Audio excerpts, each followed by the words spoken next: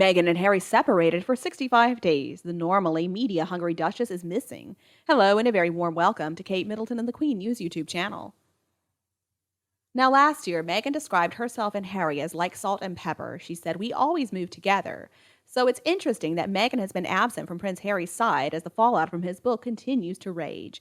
In spite of her husband's 2-month media storm across Los Angeles, New York, and London, Meghan has been conspicuously absent from her husband's side. Now, at first, people thought that Meghan was just giving Harry some space to promote the book. But as the controversy has gone on, rumors are now swirling that maybe there's something more to her bizarre absence. A source says this is a woman who loves the camera, especially when there's a chance to be photographed clutching her husband's hand. Spare was Harry's memoir, but he pops up supportively in her media appearances, so it was expected that she would likely do the same for him. But instead, it seems like Meghan is distancing herself from the book, which has been described by British royal commentator Julia Sand as an attack on King Charles and the Prince and Princess of Wales. Is this the way she would have approached things? Probably not. This is coming from a source who spoke with the UK Telegraph. And an insider who spoke with Woman's Day magazine says it's obvious that Meghan wants no part in promoting the book and has left him out in the cold. It seems like literally, considering that Harry was spotted looking very upset as he was walking their dog Pula in the pouring rain just last month. So, December 7th in New York was the last time that Meghan and Harry were seen together, and of course they accepted that humanitarian award on that day. It is baffling that they've been so publicly apart for 65 days, given the book reveal was the biggest moment of Harry's professional life, says the source. It's unlike Meghan not to be front and center, and her friends think she's about to drop something big. Some insiders are saying that Meghan is about to restart her lifestyle blog, The Tig, which of course she had to stop when she and Harry first got together.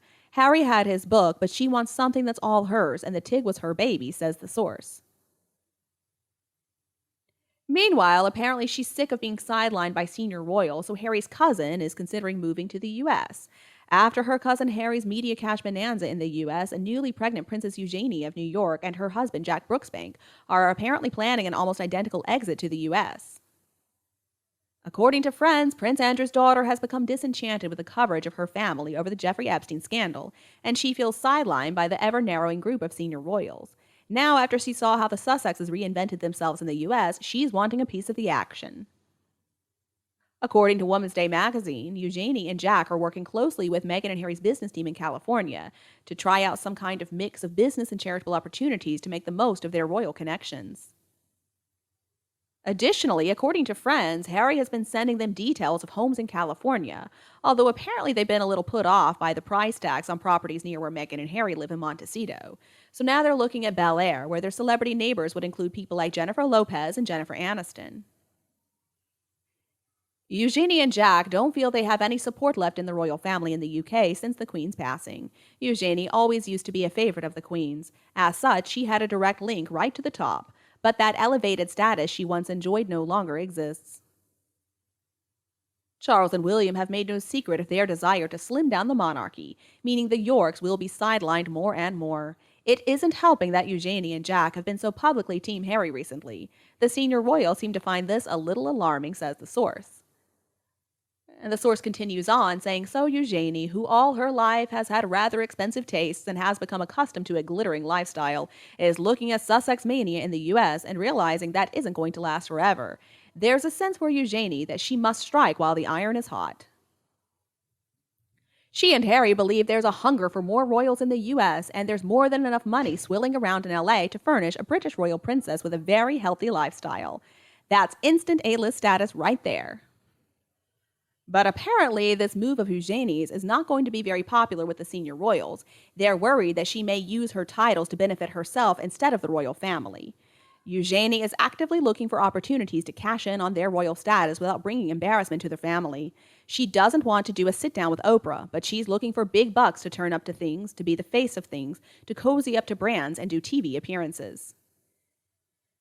The source goes on to say there will be concerns over conflicts of interest, of course. After all, they do have HRH titles. The problem is that they will at some point be faced with the same dilemma Harry and Meghan faced. If they want to make big bucks, they have to sell the dirt on the royals. Will they be able to resist where Harry and Meghan couldn't? That remains to be seen. And just like the Sussexes, apparently Eugenie is excited to set the world to rights. In a recent interview, she claimed that August was already an eco-activist. So, in words that make us think of the private jet-setting duo Harry and Meghan's virtue signaling on climate change back in 2019, Eugenie said at the World Economic Forum in Switzerland, "My son's going to be an activist from 2 years old, which is in a couple of days, so everything is for them."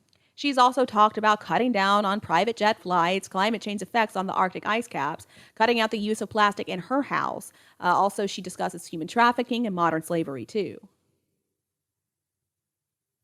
Now, of course, Harry and Meghan still believe that people are interested in their one trick pony, but they're not.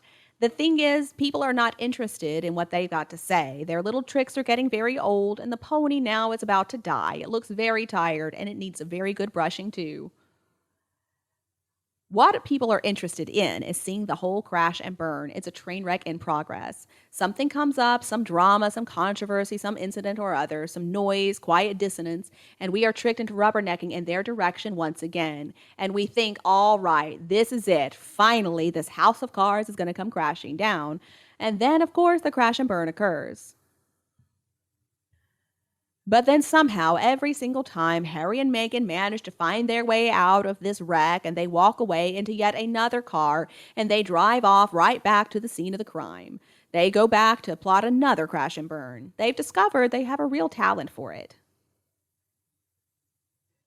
See, Meghan and Harry have found a way to keep people interested. They know that if they stage these crash and burn scenarios with themselves in the center of it, people are going to watch. See, Meghan and Harry don't have a little thing called dignity to stand in their way, so they simply do not care. If it gets them attention, if it makes them money, that's good enough for them. It seems like Meghan and Harry are more than happy now to serve as cautionary tales for what not to do. They don't care if people all around the world are laughing at them as long as they make some money. Now, I have actually learned a lot from the two of them just by observing how strange they are. They're just bizarre. We can't make this stuff up. The stuff they do is just out of this world. I mean, the narcissism, the way they're so out of touch with the world, the way that they have no self awareness. It is an interesting case study, is it not?